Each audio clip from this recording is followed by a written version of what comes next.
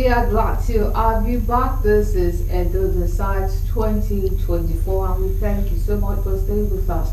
My name is Iribami Salako, and I have with me here in the studio Dr. Dokwa Adedeji. Thank you so much for staying with us. Thank you. Okay, all right. So the election is about rounding up now, but first I have to read this statement from INEC. It says that extension of voting time in areas where the process commenced late. So the statement read, the Commission continues to monitor the ongoing governorship election in Edo State from the Situation Room at the National Headquarters in Abuja, and it says their monitoring indicates early commencement of polls in many polling units, but there are also reports of late commencement in some locations. So to ensure that no voter is disenfranchised, the Commission wishes to reiterate that in line with the regulations and guidelines, voting will be extended wherever it commenced late and will continue until the last voter on the queue who arrives at the polling unit by 2:30 p.m. has voted. Accordingly, they have drawn the attention of the office in Edo State to ensure where necessary there is adequate power supply from the backup electric generators in the affected polling units or ward collation centers. This is by Mohammed Aruna, National Commission and Member, Information and Voter Education Committee. This was announced on today, Saturday, 24 September 2024. Okay, all right. So now that we have at least we are glad that they are doing something about the fact that despite they starting late, they were still able to accommodate some voters who will not be disturbed by they coming late. But now let us take a look at how today had gone overall for the election. One of the things that, which of course we just mentioned now, is the issue of lateness to the scene. They said that they arrived early at some scene, but I'm sure a lot of people would dispute that, because I think one of the things that was mentioned most of all is the bad road system in Edo State. Well, we are hoping that the new person that will be elected very soon will be able to take care of this problem. What's your thoughts on that? You see, for me, I think it's shameless of INEC to be saying we will extend. As much as it sounds all right for them to extend, at least to give the people the opportunity who wanted to vote. This is 2024. This is only one state, and yet INEC cannot get its acts right.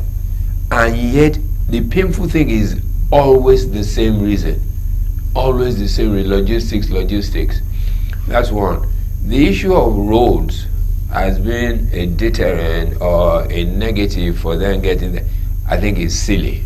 It's irresponsible to give that as an excuse. They have an electoral officer or INEC or whoever is the INEC office there. Does he not know about the roads of Edo? Is he just waking up to know that the roads are bad? Did they just know this one that it was going to rain? What contingency plans were in place for rains to come?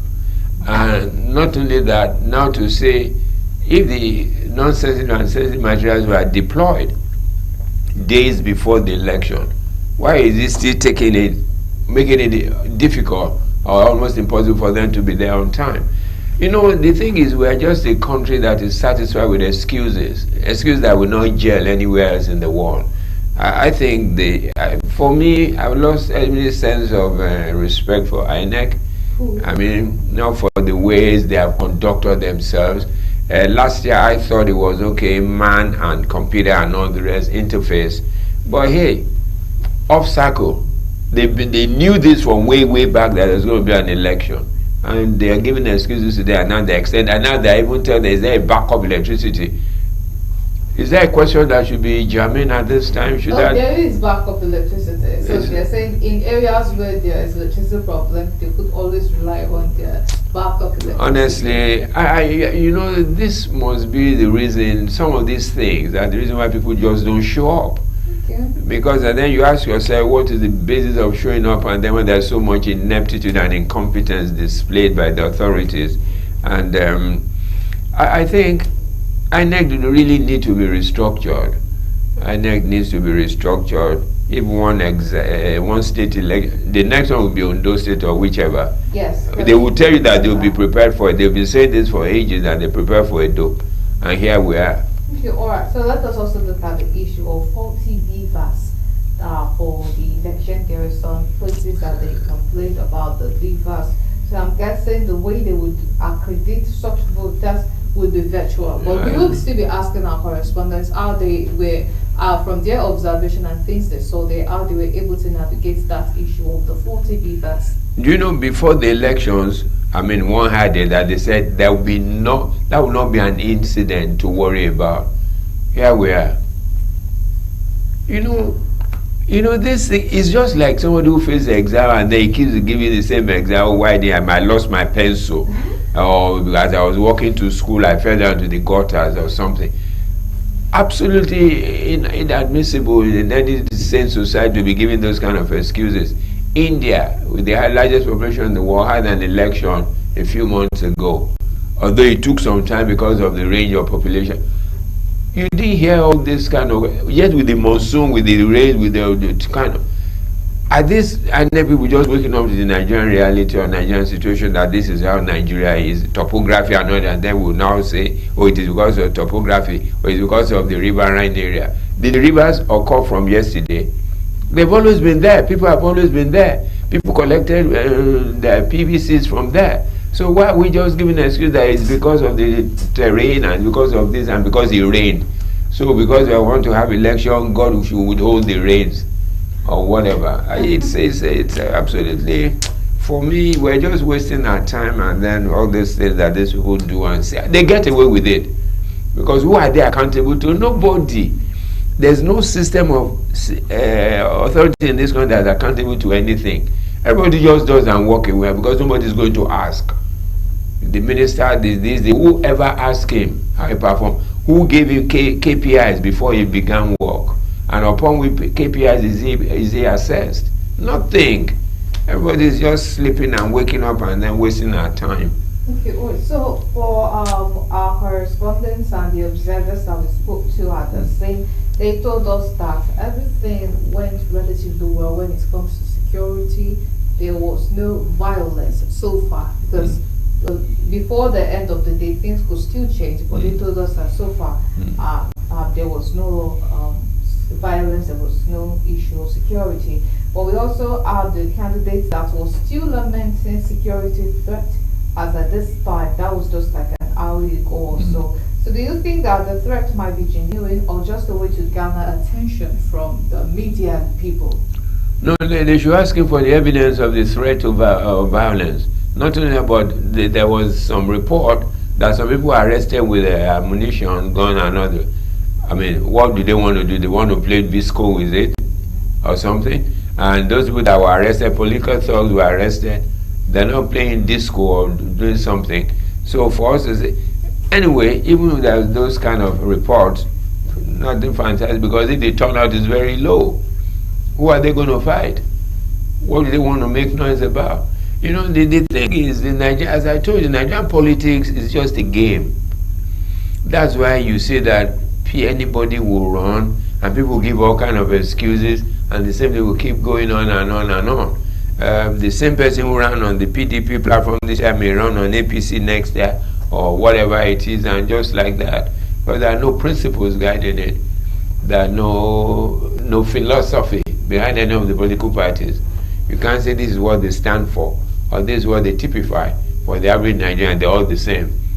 You see, when the man is running for election, he's promising to build roads, to pay salaries, and then to build school. What is his job? And then they do it, and then they blanson, the newspaper come and say we are opening a new school. Excuse me, is that something that we should sing about, do a dance and a song about? Hey, because they know that our expectations are so poor that when they paint a place, it becomes new, and then so they get away with blue murder. Okay, all right. Because when we look at the security, for the aspect of security for the election, overall, despite the fact that you said that they are doing their job, would you still say it is commendable overall, after all? You know, we should even ask ourselves the question, why is it necessary that we deploy so much personnel over one election? I hear it's about for 3,000 policemen, the real, what they call these people, the security outfit, NDSC, the army, for an election, a civil procedure, and then engaging the intervention of the army, the navy. Excuse me. I mean, with that number of policemen, it still worries me that we need those kind of deployment in order to curtail violence. But it speaks to something deeper. If we think for an election, state election, we need to fight to kill ourselves, and then so in order to dismay, to cause a deterrence, you need those kind of deployment. Their job, but let us wait till the end, because by the time they're collating, by the time they're doing all that, we'll see what happens. Yeah, and when it comes to moving of the ballot boxes to the place where they will, I think that is where we'll see their strength if they absolutely really great work. Because as you said, if for instance the extension is given and people are voting late and they need to carry ballot boxes from somewhere at about 7 p.m., then we know that they need security. They also need all kinds of things. And it's still the same road that they will travel on. But you know why that one for me is not an excuse? If within Benin City, that's the capital of Edo State, they started late, what excuse is that? Within Benin City, why should there be an excuse for them to start late within the city, which is the capital of Edo State? If they're talking about Uromi, they're talking about places far out, maybe one would say, why not? But not Benin City. It happened in Benin City that the election materials got there late and it didn't start on time. Okay. So let's have updates from our correspondent who is joining us live from Edo State. Hello, John. How is it going over there? We know that the election is going to be wrapping up soon. So could you please give us updates on how it has been so far at your end there?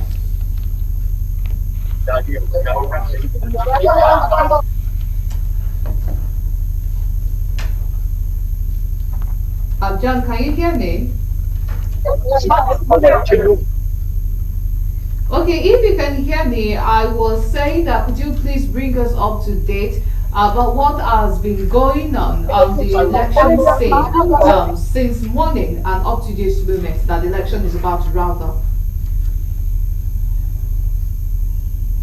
Good afternoon, Iribami, and good afternoon, everyone over there at the studio. It's been a long walk as far as election is concerned, right from the commencement of the polls. You recall that INEC has stated that elections will commence at 8:30, and of course, just like the way I reported earlier, elections will not start at exactly 8:30 in most part of the polling units across the state.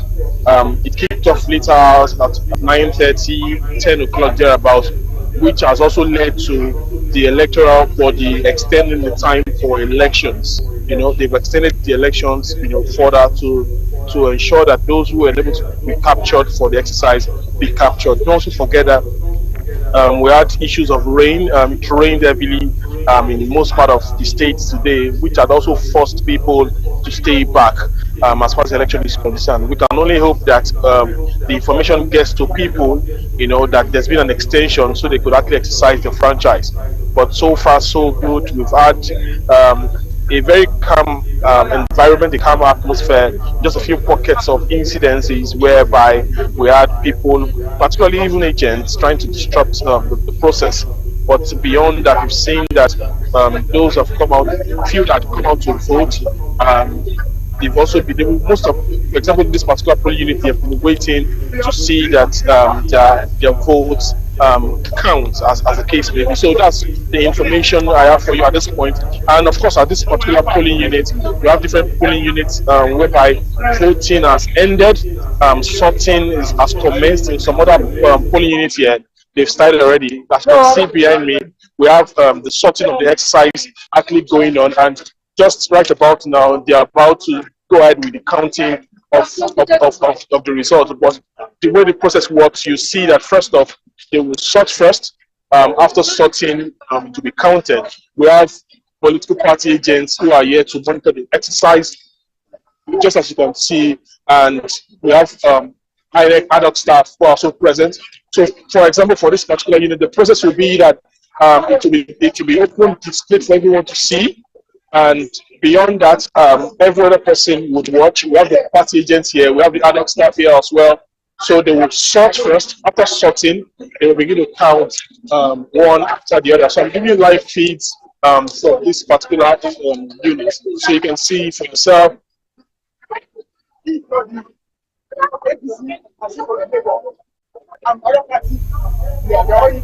Alright, so the adult staff is trying to brief them that we have political party agents who have gathered here, and we have the results already been it's been sorted. The sorting is ongoing at the moment. That's what I can tell you for now, and it's happening simultaneously in most parts of the state. The elections have been concluded in most part of the state, and sorting is underway. After the sorting, it will be counted. After it's been counted, it will be announced. We have party agents who are also here, and they're actually doing, they're monitoring the process as the case may be. Back to you, Iriban. Early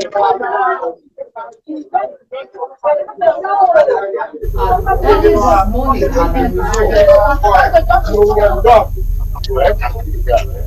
Take that again. I'm seeing a comment there. So does this mean that the disagreements they had with INEC have been resolved this morning? The one they had this morning with INEC? Yes. It depends. It depends. Like I said, the rack centers are not just one; they are in large numbers. So it depends on the person who was in charge of that particular rack center. I could tell you for free that that particular rack center, the core members at that particular rack center said they were not going to leave until they got their payment. You know, so I believe that happened for that particular rack center, but not for all rack centers, because I haven't moved around in some other places too. We're saying that some core members had reported to their designated place of assignment. All right then.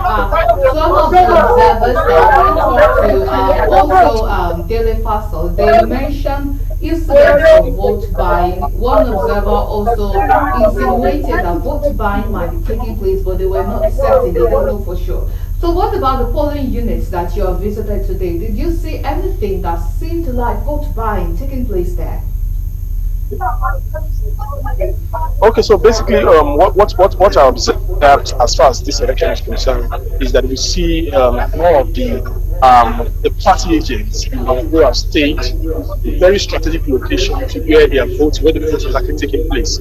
I observed that they are staying there strategically to see the voters who is actually coming to vote, and of course, the guide or monitor what is actually ongoing. Of course, the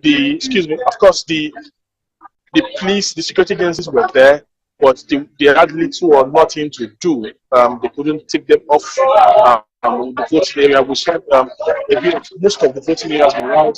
It wasn't done strategically, wherein people would be dispersed. But the places where the agents stayed was more than enough for them to identify or monitor if the electorate are voting for their preferred candidate. So obviously, we saw that they stood as locations to identify and to spot where they are actually staying, and that alone is more than enough for them to know where they actually placed their vote for. The vote buying wasn't physical, but it was scientifically done by them. When they're able to identify who the person is voting for, they pass it on to the next person that will be giving them where to meet them for the payment of their vote, as the case may be. Thank you so much for that update. Well done.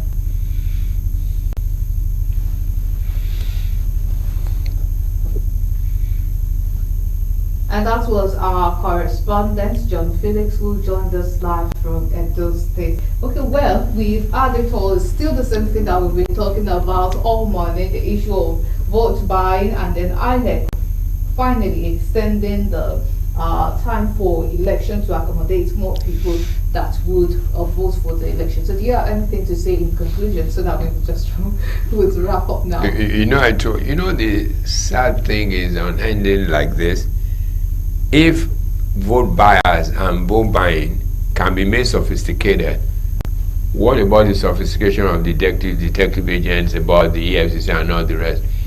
Would they be beaten to it and then they will not be watching to see somebody who gives? Of course not.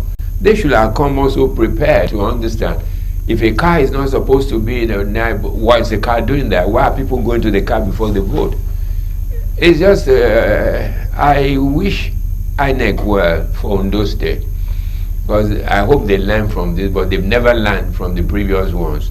Let's wait and see. Okay, all right. So this is where we'll be drawing the curtains close on today's EduDecide 2024. But do join us tomorrow. We'll be opening studios of this program from 9 a.m. to 4:30 p.m. We thank you so much for staying with us to the very end. And well, we greet the people of Edo State. Well done. Thank you for turning out. Although we wish a lot more people had turned out for the election, but we will leave the development for today. We will be analyzing them tomorrow, and the ones that take place after we sign up now. We thank you so much for staying with us. My name is Iribami Salako. Do enjoy the rest of the day. Goodbye.